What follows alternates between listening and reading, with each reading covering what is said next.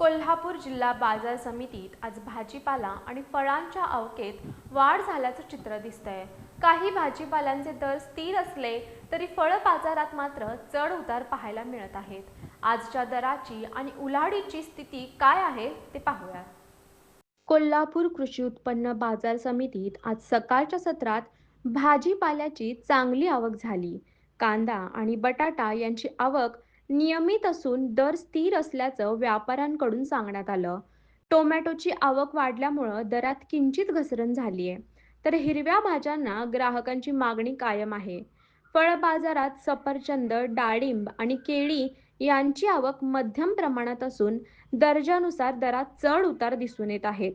व्यापाऱ्यांच्या माहितीनुसार ग्रामीण भागातून येणाऱ्या मालाची आवक वाढल्यास पुढील काही दिवसात दरात आणखीन बदल होण्याची शक्यता आहे।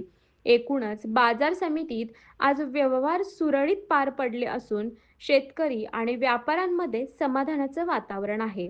भाजीपाल्याच्या प्रमुख भाज्यांचे आजचे बाजारभाव: कांदा 500 ते 1800 प्रति क्विंटल, सरासरी 1000 रुपये. टोमॅटो 1000 ते 2000 प्रति क्विंटल, सरासरी 1500 रुपये. कोबी 500 ते 1200 प्रति क्विंटल, सरासरी 800 रुपये. मेथी भाजी 2000 ते 3000 प्रति क्विंटल, सरासरी 2500 रुपये. कोथिंबीर 2000 ते 3500 प्रति क्विंटल, सरासरी 3000 रुपये.